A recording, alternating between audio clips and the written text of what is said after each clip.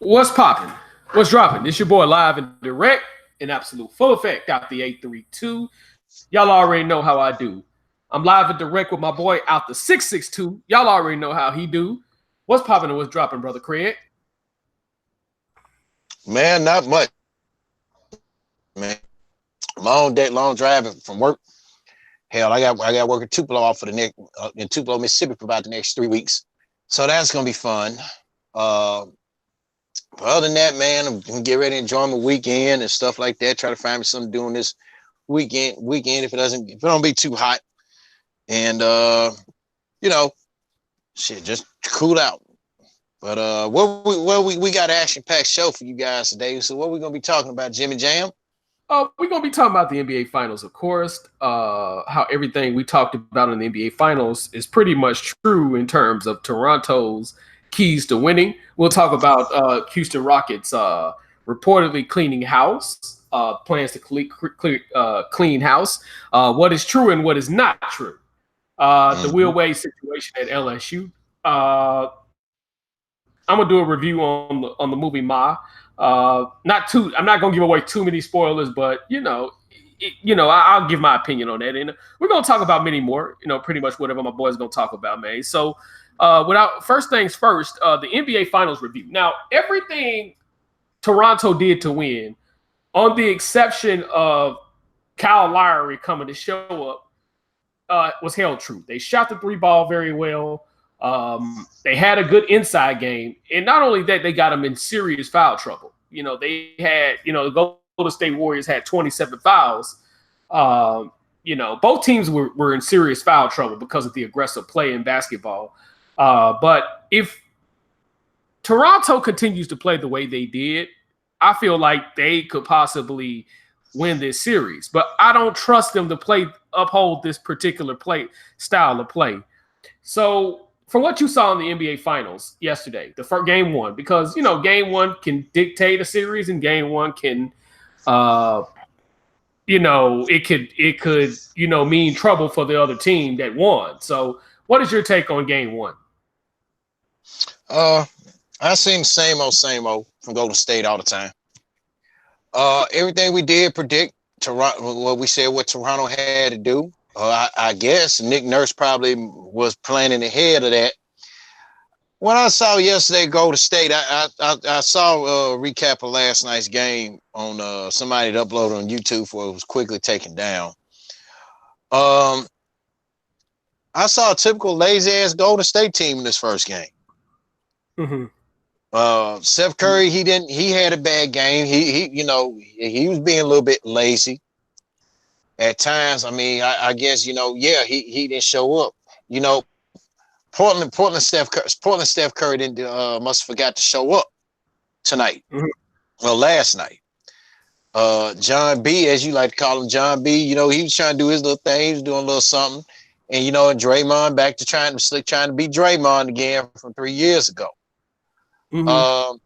Now if they get Cousins in the mix, Kerr's gonna have to work his magic on some things. He's gonna have to come out with a good little rotation and figure out what's what.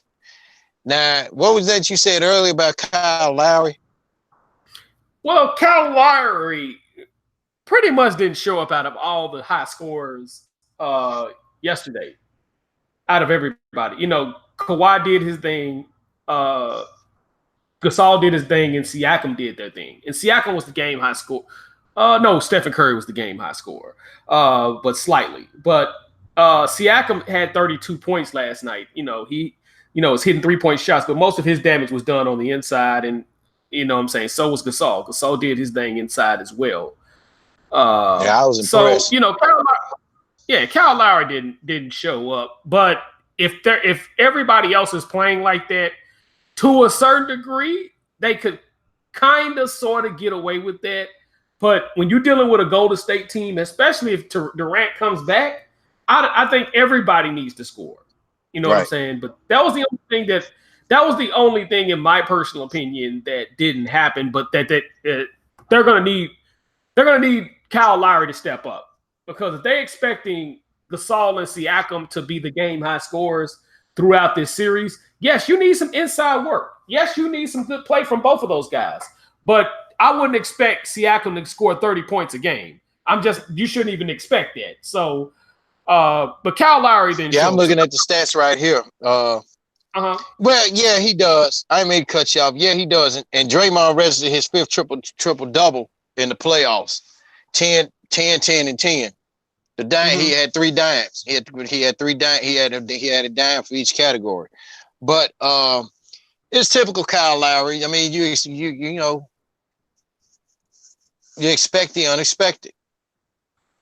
Because you know Kyle Lowry gonna be Kyle Lowry, and what did I tell you in the group chat when you had laughed about it, which is true?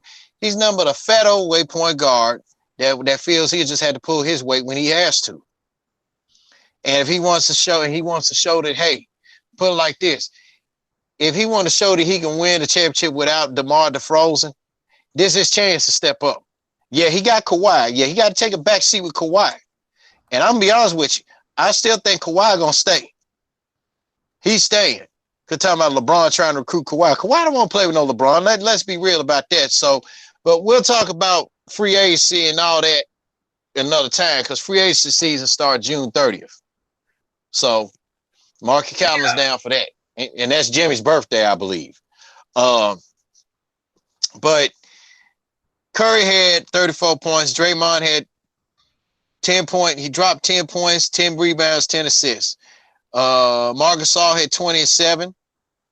Kawhi had 23 points, 8 rebounds, and Pascal Siakam had 32 points on 14 and 17 shooting, which is not bad.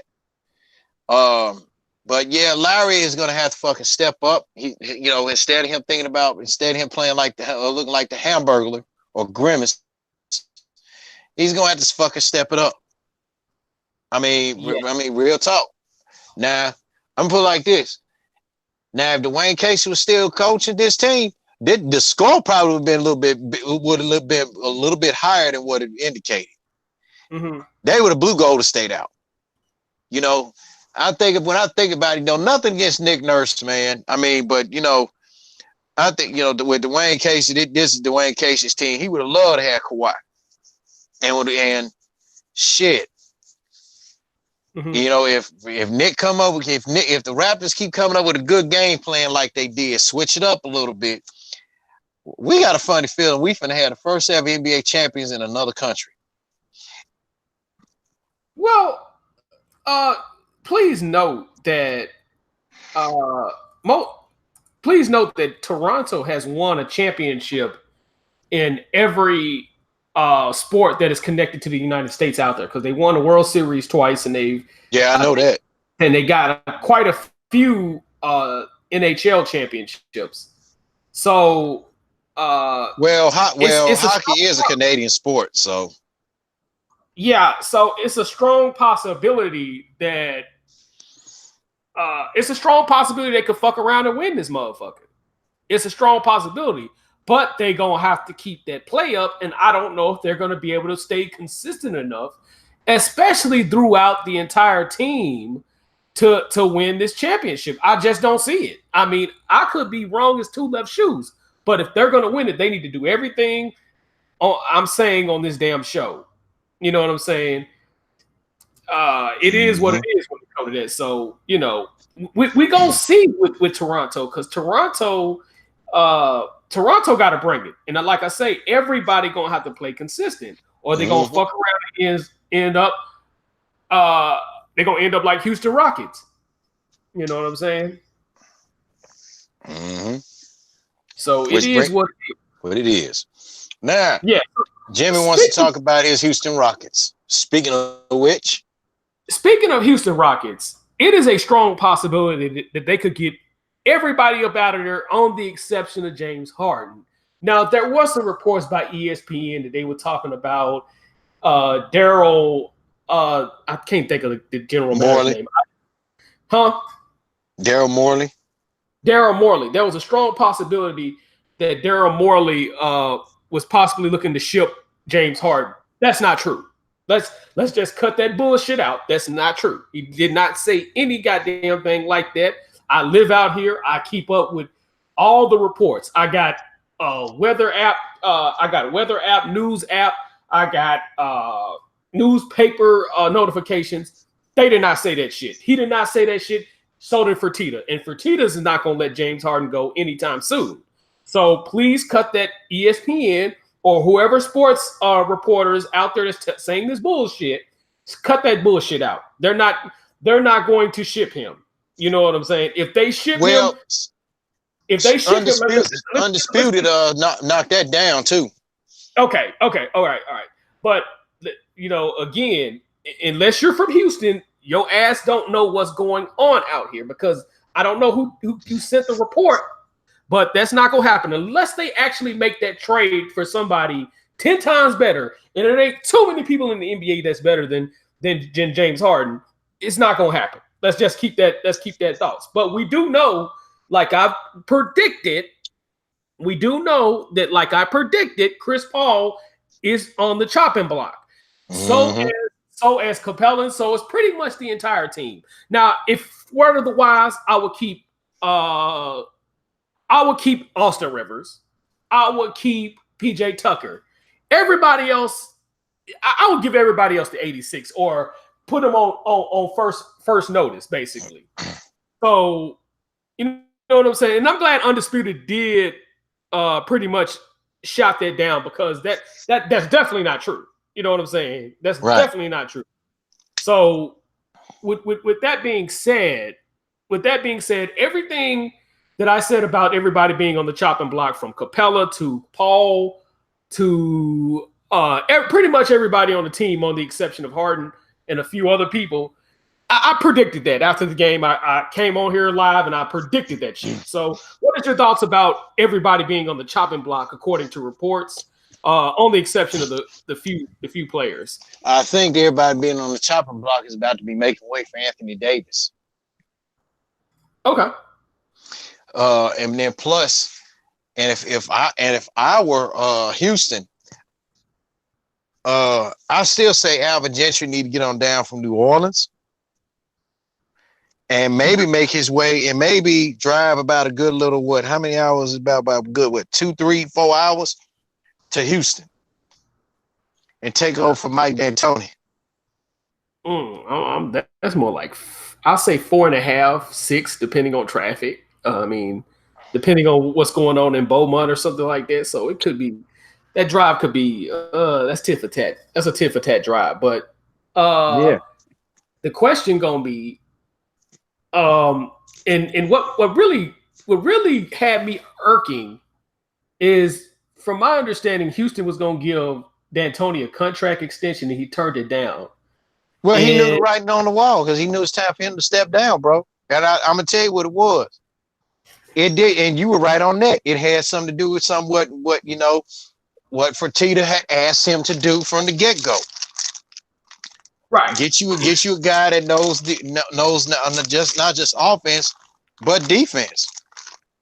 And he didn't want to do that. Yeah, and that's one thing. That's one thing about Fertitta you don't want to play with. You don't want to play with Fertitta fighter, or with Fertitta fire. You know, probably outside of Jay Prince, if not more powerful than Jay Prince. Fertitta is probably more powerful than Jay Prince out here. You know what I'm saying? Mm-hmm. So, that's not fire you want to play with. And I'm telling you, I mean, he's connected to people about that life. If you know what I mean, you know, I'm not gonna say it on YouTube, so don't flag me, YouTube, but y'all know what I'm talking about. Anybody from Houston know what I'm talking about. So the thing with Fertitta is one thing about Fertitta, and based on my research and as long as I've been out here, he gets what he wants.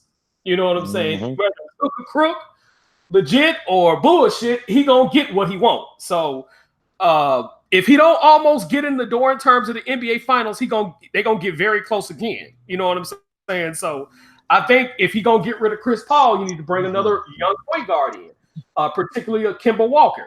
You know what I'm saying? What's popping and what's dropping? Yeah. Johnson, man, much respect. What's going on, Marcus? But yeah, much respect. I definitely can see Kemba Walker in the Rockets uniform because he need to get the hell up out of Charlotte, man. Charlotte ain't trying to do nothing. They ain't showing no signs of improvement, none whatsoever. I mean, they made the playoffs twice, but I mean, just shit. And you wait really, And Charlotte, that's a franchise. Nothing against the owner of Michael Jordan, greatest, the GOAT of all, greatest of all time. But you wasting the fans' money, you wasting their time, and then every year you firing coaches. Yeah, now that's one thing. The best coach he had was the dude that got him to the playoffs 2 years in a row. Yeah, and now he down in Orlando, and he got him in the playoffs. Yeah, I mean, he gonna have to chill out on that just firing people. He gonna have to have somebody to build something. One thing I can say about Toronto, and I don't even co-sign what Toronto did to my boy Dwayne Casey, but at least Dwayne Casey built a foundation for Nick Nurse to come in and get those guys in the finals. Let's be clear. And this is no piss on any of you Canadian fans, because I got a couple of Canadian listeners. My boy Ty Legacy, man. Much respect to you, but let's just keep this a 2010. And one thing I can say, before they fired him, they let him build the foundation for the Toronto Raptors. Because prior to this year, they didn't get past. They never went any farther than the conference finals. And then Nick Nurse took them to the championship. But the foundation was laid out by Dwayne Casey over time. He took a team that missed the playoffs and kept them in the playoffs from that time on. Once they missed the one time they missed that playoffs, and then took them all the way to the conference finals. And then, last year they went to the semifinals. But the thing is, it was a close semifinals. It wasn't like, Cleveland blew them out. It was like shit. They were blowing leads and shit like that. So it was one of those things and then Kyle, and let's not forget to mention Kyle Lowry, DeMar DeRozan, hot dog, and want to play hero ball. Yeah, and I think that cost him his job right there. You had guys who wanted to play fucking hero ball. Mm-hmm. But I mean, you got too many teams, like you said. Houston. I think they're gonna make. They're trying to make room for Anthony Davis, and trading Chris Paul. I mean, I could see Alvin Gentry staying if Houston were to trade Chris Paul, Clint Capella, and Eric Gordon, who'll be going back to New Orleans. For Anthony Davis, and two future first round picks. I mean, now Daryl Morey and a guy who is now the executive VP of basketball operations, who has yet to find he's the vice president, he the president of basketball operations. David Griffin, former Cleveland Cavaliers general manager, who's the interim general manager right now. Right. Them two dudes, I'm put it like this. That's like the equivalent of lemon meringue pie and key lime pie. They're both the same. They both the same, and they're sour, but they're good. Okay? Oh, yeah. But they're good. Now, if Morley present that to David Griffin, Griffin jump on that shit quick. Oh, yeah. And then if he gets Zion Williamson, oh, hell yeah. I can see with a team like that, and then you got Alvin Gentry. And see, Alvin Gentry ain't going to take no shit from Chris Paul neither. Alvin Gentry ain't no sucker, man. He ain't going to take no shit from Chris Paul. Yeah. Because Draymond goes shout at him, man, Gentry got in his face, he was like, you better sit your ass down. And Draymond sat the fuck down. And he was trying to talk shit. So, I mean, I can see that happening. Mm-hmm. And man, I mean, I'll put it like this. At least they ain't got to, I think the best thing that New Orleans did do, they didn't put Dale Demps back and bring him back. Because he probably, man, and he really was the worst. Yeah, he made zero good decisions because they could have brought Boogie Cousins back and got to the playoffs easily and would have gave some teams some problems. But instead they let Boogie Cousins sign that veteran minimal, and look how it's turned out for Golden State. Go ahead. Yeah, and then he turned around and was giving all these little no-namers like Omer Osik and Solomon. I forgot that motherfucking name that quick. Yeah. Some dude, Solomon Hill, big ass contract extensions, but they play like shit. I'm like, dude, what is you doing? Exactly. $90 million to you gonna give a dude that averages 5 points and 4 rebounds a game, a $90 million, a 5-year extension worth $90 million? The fuck wrong with you?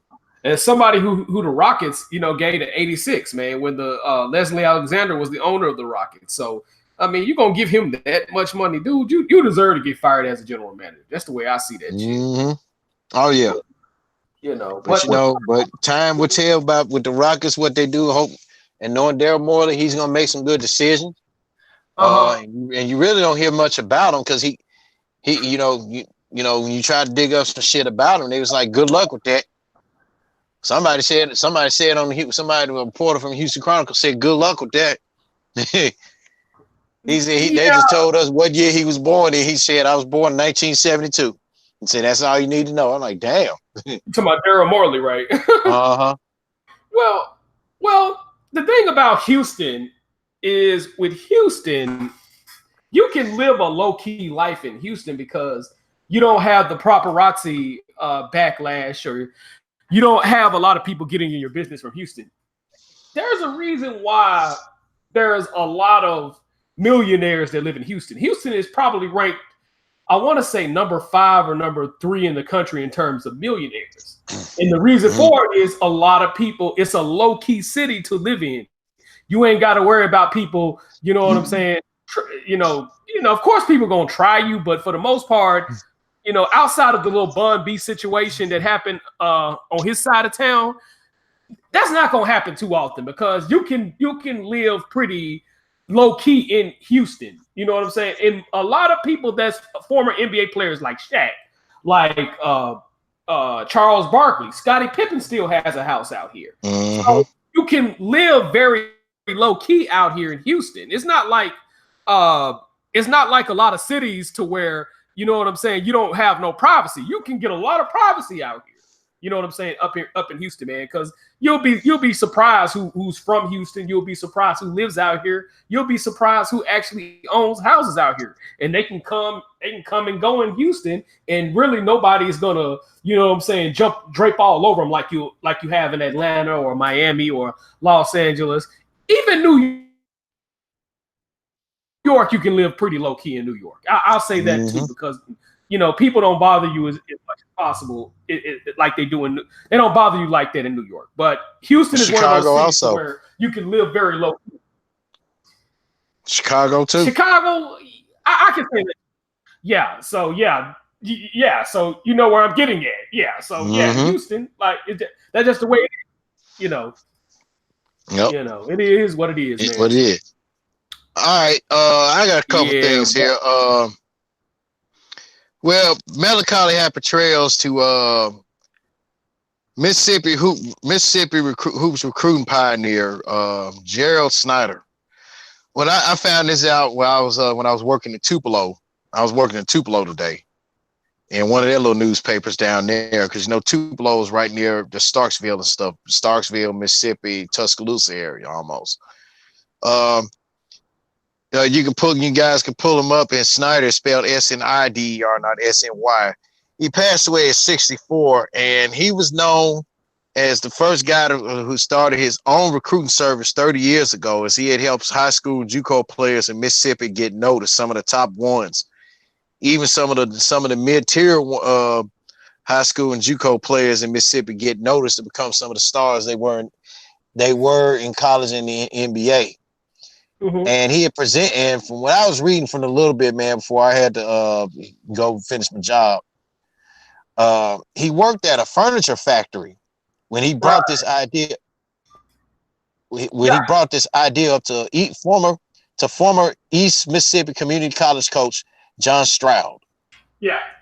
And 30 years later, he had ran one of the most successful recruiting services ever. So happy to rest in peace to him at the age of 64.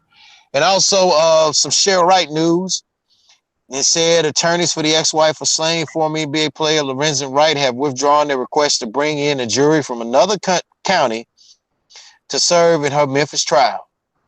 In a Thursday hearing, a judge also denied a motion from Cheryl Wright's lawyers to keep jurors from hearing wiretap conversations from her cell phone.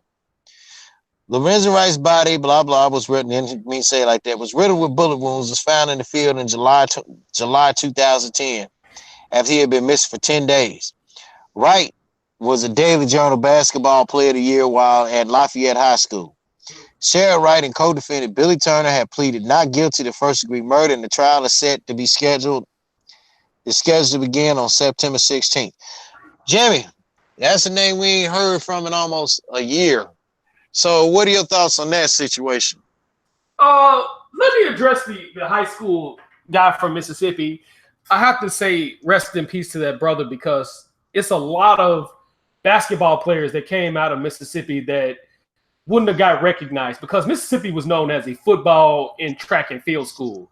Yep. So I definitely and Gerald Turner's a white guy, not a black guy. He's a white dude. Yeah, I get it. But I have to tip my hat off to that guy, because he built the foundation of Mississippi schools. I don't think guys like Chris Jackson / Mahmoud Abdul-Rauf, who was a Mississippi kid, Andy Kennedy, who's a Mississippi kid, who, we're talking about the first two McDonald's All-American out of the state of Mississippi, Hollywood Robinson out of Jackson, Mississippi. So he built the foundation for those guys. So I have to tip my hat off for that guy for building that, for turning Mississippi not only into a football state and a track and field state, he also turned them into a basketball state. And with that, you know what I'm saying, it's been people coming down, recruiting guys out of Mississippi, out of the Jackson area, out of the Gulf Coast area, and now out of the, neighboring Memphis metropolitan area, which is Olive Branch and Horn Lake and stuff like that. So definitely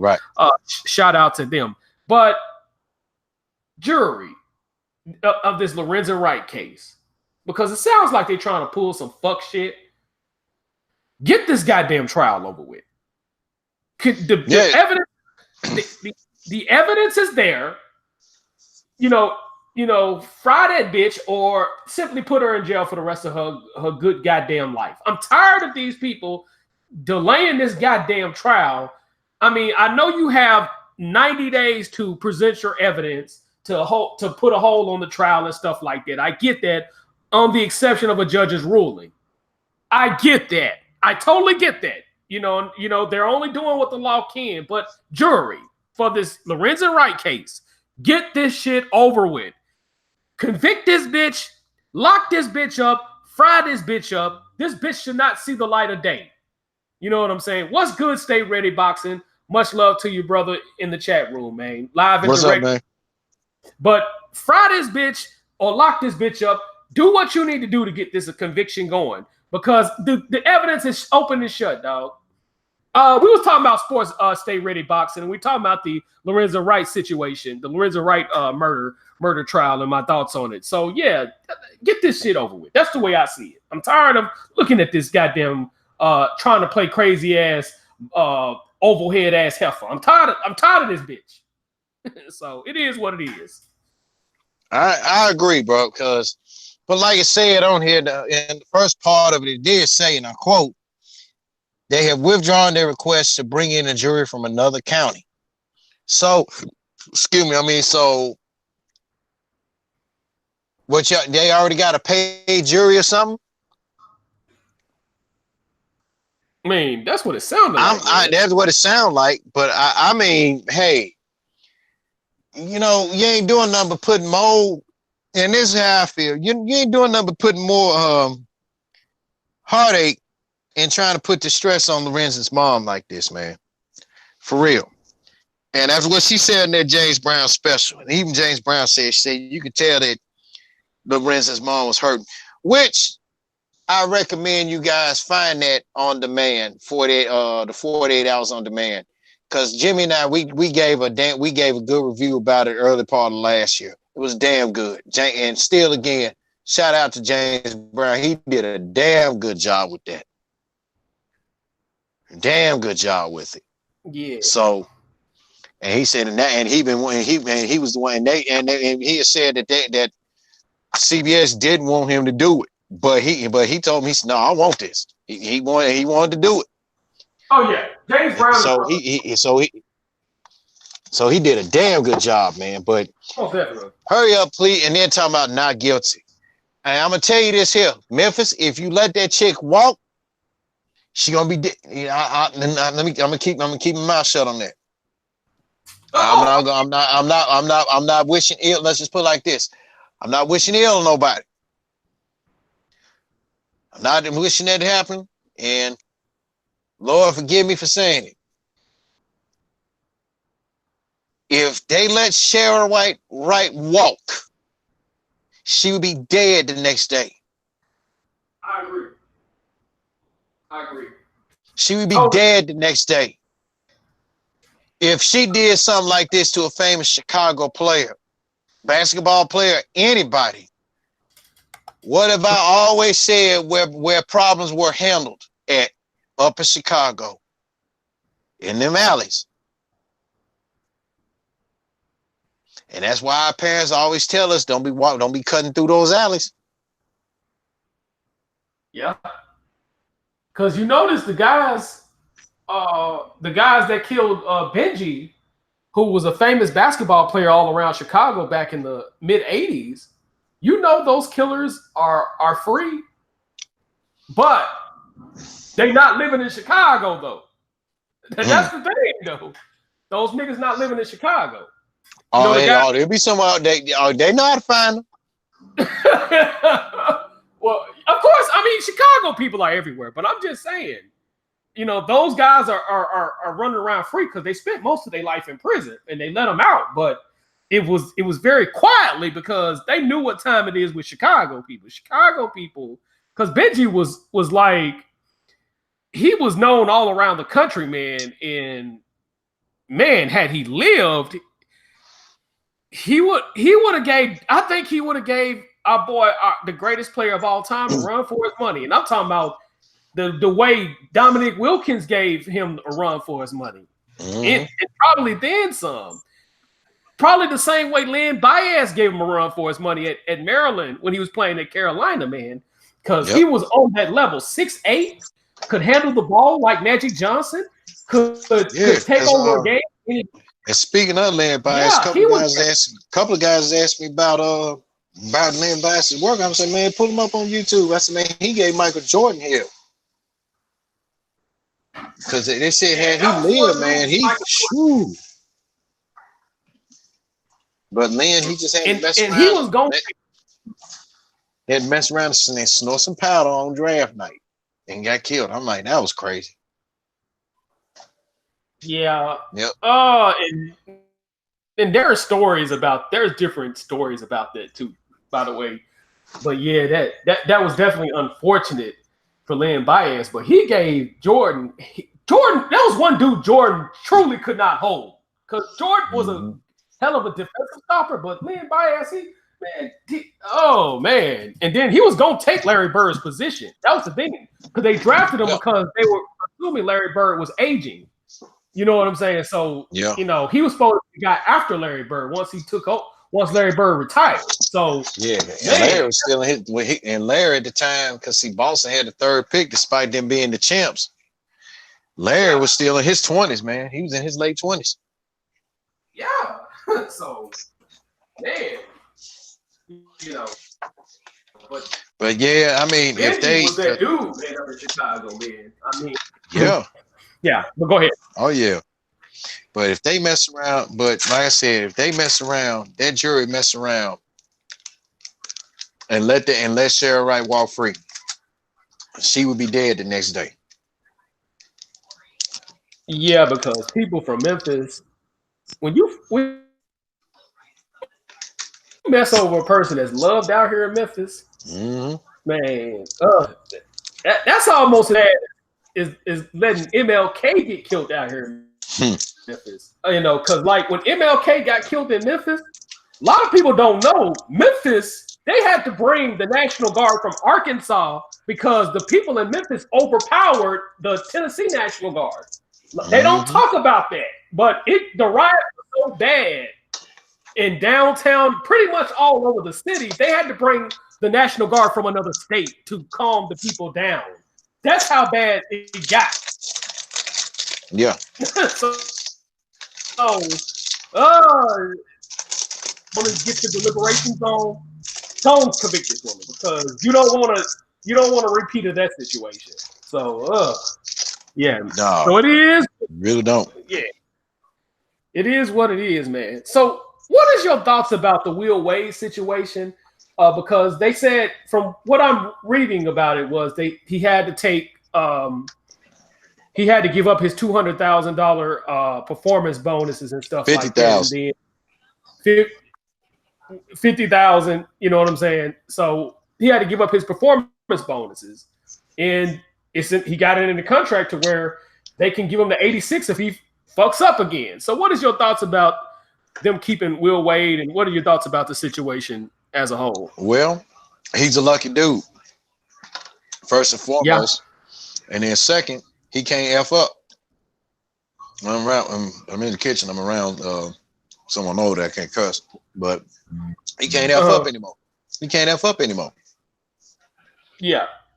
I mean, he know that because they said they can make it easy to 86 him if he commits a level 1 or level 2, or if the NCAA let him know.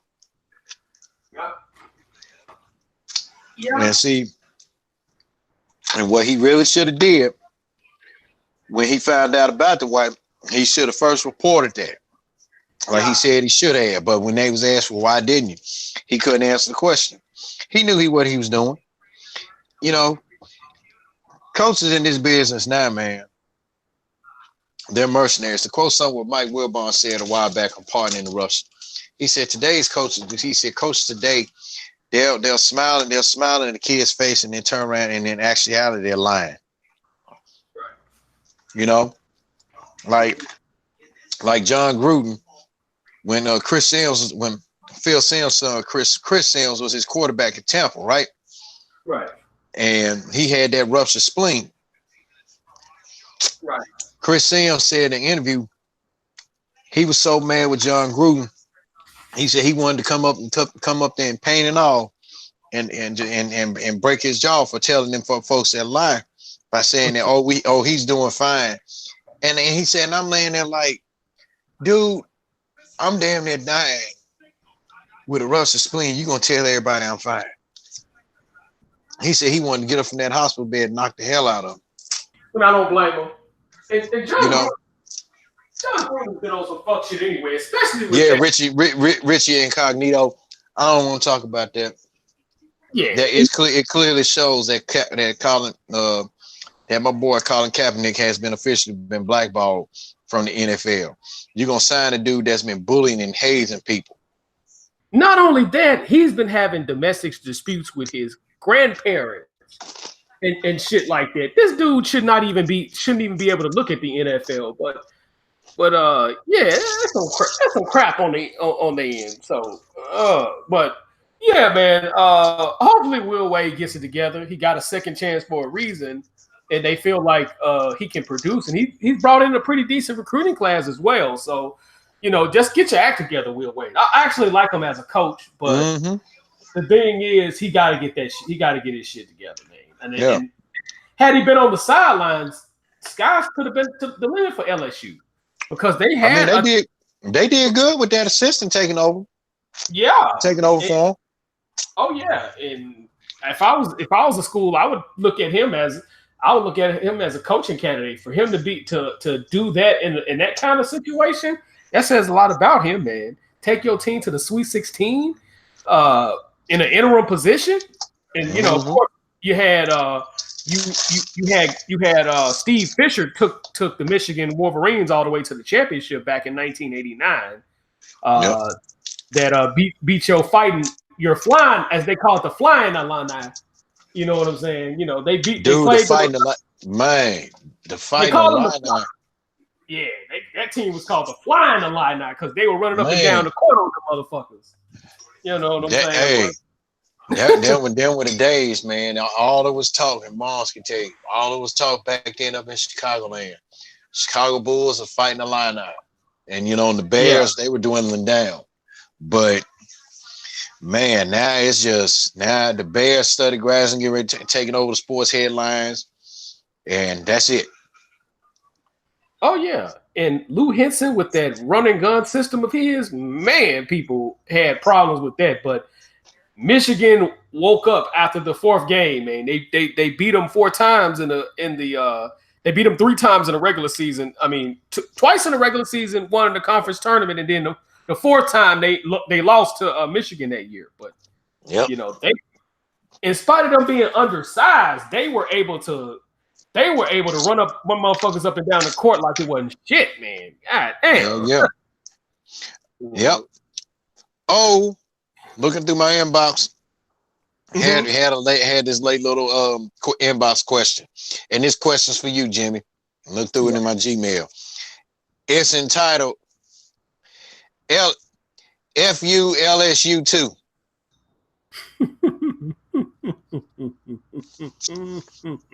And it's funny. It said, "Hello, Jimmy. Hello, Craig. Hello, Jimmy." Said, "I've recently been listening to the past couple episodes of the Jimmy J Smooth Network, and Jimmy, empathically in his most glorious way, talks very bad about his love in bold quotes, bold and tailored quotes, for his love for Ed Orgeron. Yes, I am an LSU fan that lives in Baton Rouge, and I will tell you, I love some LSU football. But I will have to agree with Jimmy. Ed Orgeron is nothing more than an overhyped fat fuck boy that will fuck over his staff and will do anything to gain the upper advantage and the edge. What I want to know from Jimmy is this. If he was the coach for LSU, what would be the 3 major things Jimmy would change with this team? And what would Jimmy would do with a guy like Ed Orgeron? Sincerely, and keep up the good work, Matthew from Baton Rouge, Louisiana. Much respect. And he said, P.S. Fuck LSU too. Boy, oh man, that was funny. I can't stop laughing.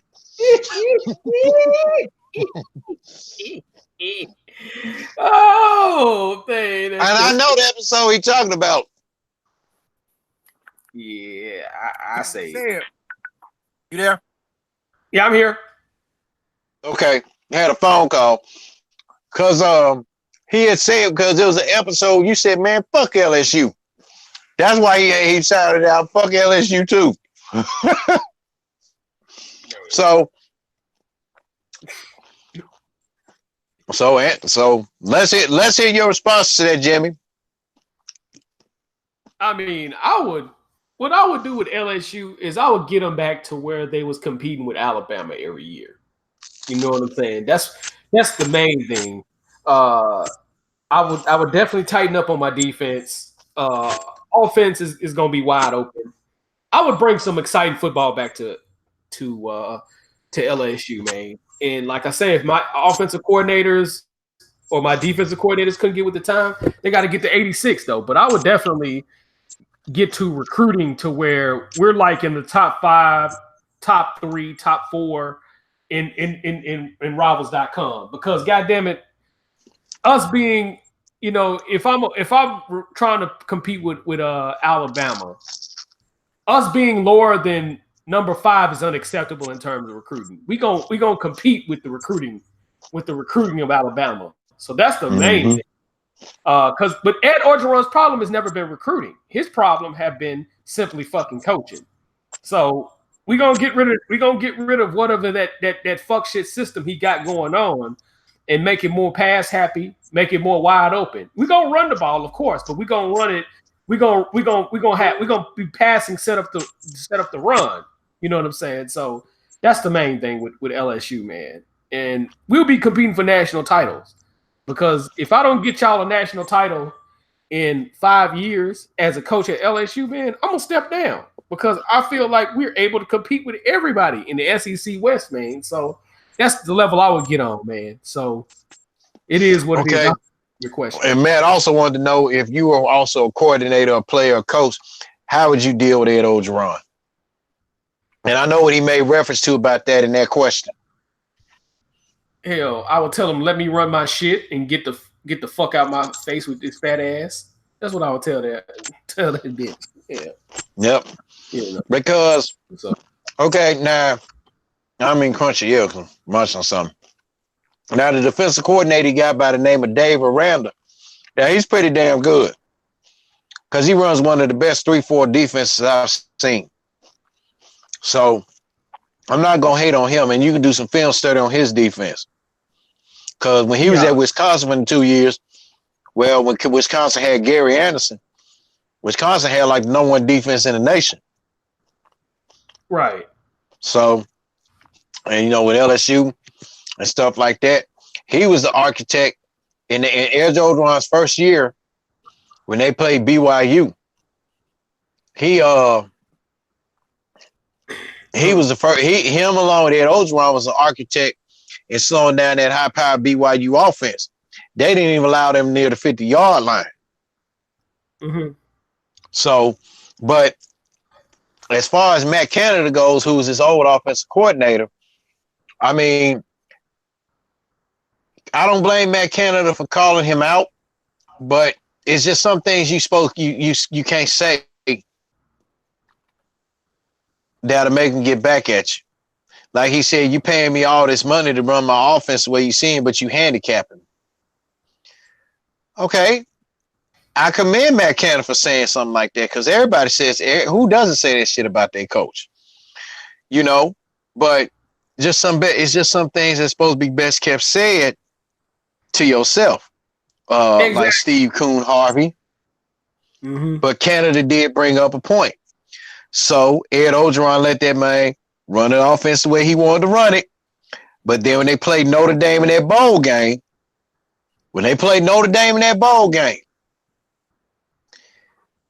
instead of Matt Canada wanted to go for it for the win, Ed Orgeron opted to kick for the field goal. And I remember this guy by the name of Jimmy, who I used to work with at Centos in Alabama. He said this.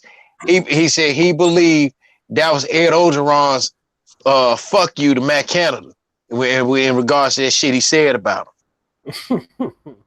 Yeah. So I'm like, damn. But if I now to answer that question, I wouldn't handicap my offensive coordinators or my defensive coordinators, period. Yeah. Bar none. I mean, okay. Guys like Bill Parcells, Dick Vermeil. Who else? Bill Walsh. They didn't handicap none of their coaches. George Seifert, he sure as hell didn't handicap nobody. When he took over for Bill Walsh, he kept everything the same. Mm-hmm. But that defense he ran for them years, when he was there, stayed at the top, and they ran straight 4-3. Mm-hmm. So, I mean, if coaches these days will learn to stop handicapping, not only coordinators, but when you look at, I equate to it like this: when you handicap a coordinator, you handicap that defense, that their players, the position. When you handicap offensive coordinator, you handicap the quarterback, the running back, the offensive line, wide receivers, and the tight end. You handicapping your whole offense. When you handicap your defensive coordinator, you handicapping everybody that's on the defensive staff. You handicapping everybody in that defensive personnel. Mm-hmm. Don't handicap. Exactly. And I think the last time LSU had an exciting lights out offense, pass happy offense, was when Saban was there. Mm-hmm. That was it. Mm-hmm. So it is what it is. And Matt, I do agree with you. F you, LSU too. Yeah, totally.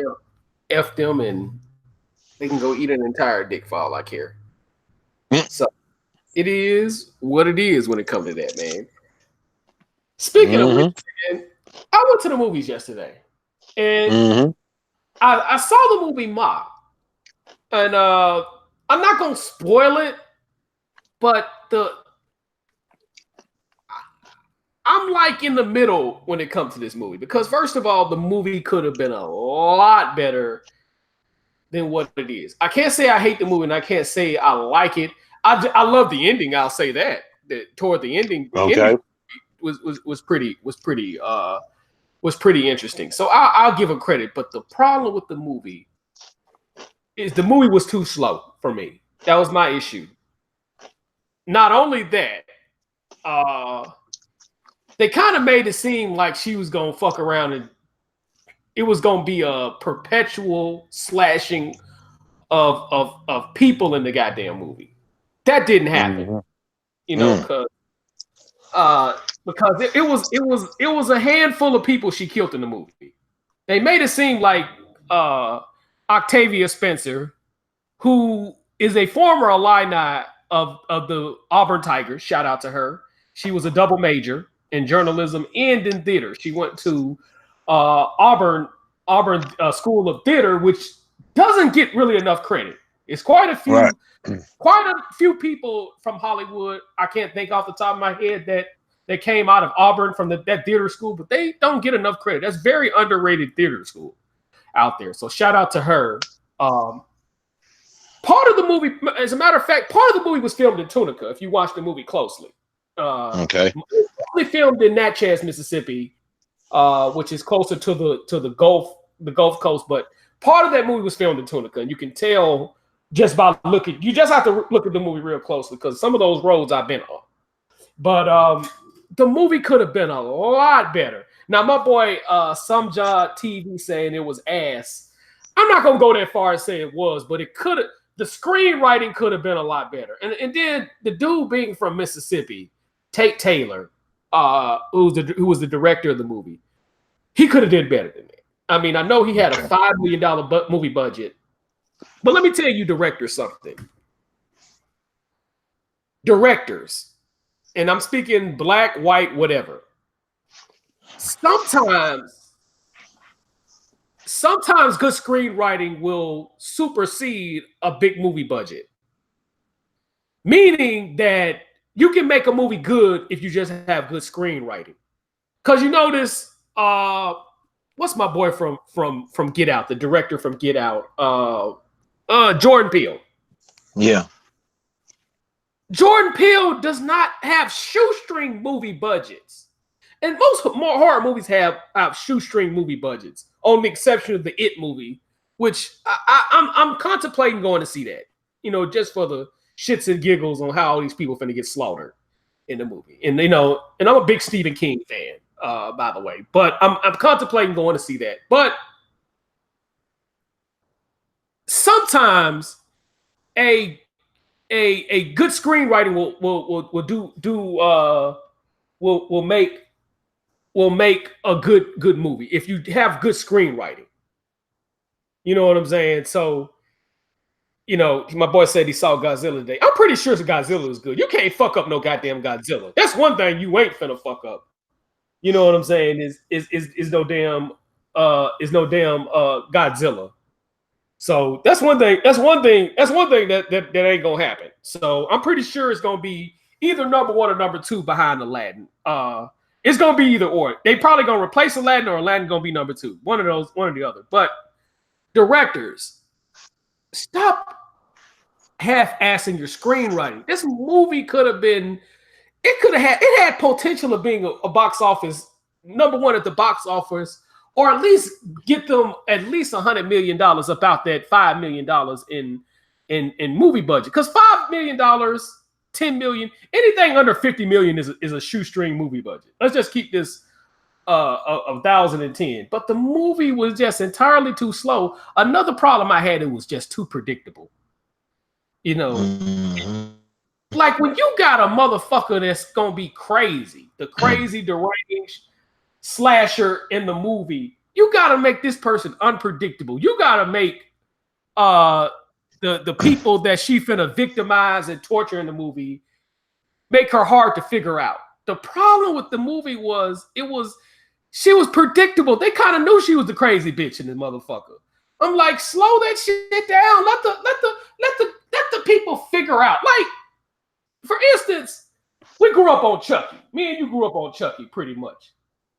Even Chucky had some unpredictability about him. Yes, we know he was a killer doll, but you know how he killed people and the predictability on how he gonna kill people. That's what made Chucky fucking exciting. That's what made that's what made what made Brad Dourif get millions on top of millions of dollars. It was the unpredictability and personality, and it was the unpredictability of Chucky. You know what I'm saying? And I'm gonna go see the Chucky movie just for the train wreck it potentially may be. I hope Mark Hamill do a good job with it, but I'm just gonna see it because this is the first time they don't have Brad Dourif in the movie whatsoever, and I just want to see that movie just for the hell of it. But when you're dealing with a movie that's a psychological thriller like this, that could have been a classic. You know, Octavia Spencer did what she had to work with, but sometimes you gotta improvise. Sometimes you gotta hop in. Hey, she's supposed to be good friends with Tate Taylor, who's the director and co-screenwriter. And they could have did a lot better. She could have hollered at him, be like, hey, you need to make this, you need to change the script a little bit. Because she's an Oscar winner and she's a 3-time Academy Award winning nominee. You got to know when to improvise some of that shit, Octavia. Not to shit on her. She did a good job of acting. Whatever she do, she gonna do. There's a lot of movies on her resume that we don't know that she played in. Like Time to Kill was actually her first movie. But I think she did like a brief appearance in the damn movie. It's a lot of movies. You look at her filmography. So, but the movie could have been better. The ending, it ended good. You know what I'm saying? So it is what it is when it comes to the ending. But it could have been better. I'm like, damn, because I'm pacing. I'm like, when some people gonna get killed in this motherfucker? And there was people sleeping in that motherfucker. But I say you probably need to wait till that motherfucker get on DVD. Now, if you just want to go see it for shits and giggles, be my guest. But it is what it is when it comes to that. You said I should check out John Wick. I may check that out. I may check that out. But most definitely though, man. So it is what it is. So what's your thoughts on it, man? From my review of that. I'm gonna go check it out. Cause they were trying, the way they was playing it up on the commercials was like another version of like Get Out or something. But I'm gonna check it out. If I don't get a chance to check it out, I'll just have to wait on DVD. Oh yeah, so yeah, I'm not gonna go out my way to recommend that shit. But if you want to see it, I say go see it. But I'm just letting you know it is like, damn, it was just they could have did better with the screenwriting. The movie could have been a classic in my personal opinion. Now you might fuck around and like that motherfucker, but me personally, it could have been better. That was a time to shine as a fucking director, as a screenwriter, director, Tate Taylor, and then you're a Mississippi motherfucker. Come on, Tate, shit, And he grew up down the street from Memphis, Clarksdale, Mississippi, by the way. Okay. Tate Taylor. Yeah, so but you could have did better, brother. You could have did better with the movie, and for the type of director he is, he could have did a lot better.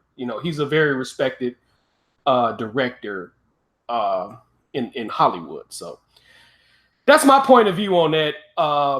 You got anything? You got any other topics before we get the hell up out this motherfucker?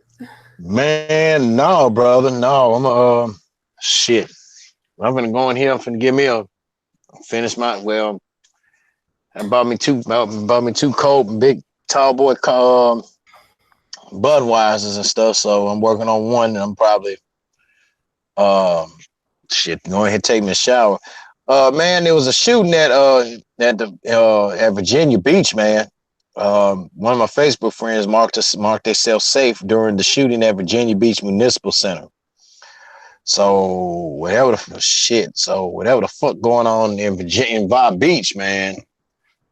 Yeah, because it's not a lot of Virginia Beach is a very dense area anyway. So it's not a lot of maneuvering room out there because most of it is the damn beach from from where I went to, you know, you might have more parts of the city out there, but it ain't that big of a city in terms of its size. You know, it has like 400,000 people in that mug, but still, it's like, you know, it's not a lot of room to roam. But it happened at the municipal center out there, so I hope everybody's safe out there. I think my boy J Dog, who's in the chat room, who's one of my moderators, I think he's from that area, if I'm not mistaken, man.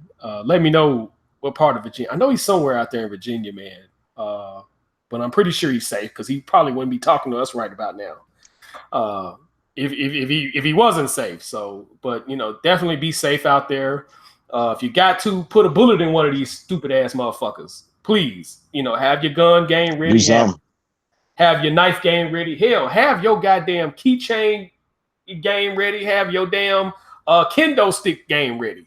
You know what I'm saying? Because sometimes you don't always need a gun to save your own life. Sometimes you just need to know how to use some weapons. So just be on alert out here, man. Because you know, and always know where to exit, know where to hide. Shit like that. Simple stuff, man, can save your life. So it is what it is. So you ain't got nothing else, Ken folks? You ain't got nothing else before I wrap it up? No, man, that's it. Okay, well, real quick show, man. That's it, so brother. It is what it is. So once again, this your boy, live and direct in full effect, out the 832 with my partner, out the 662. And y'all already know how we do. Quick show, baby. And we're going to be on the road. So peace out, and y'all stay safe out there. Keep it locked and loaded, baby. Yes, sir. And the pleasure has been all yours.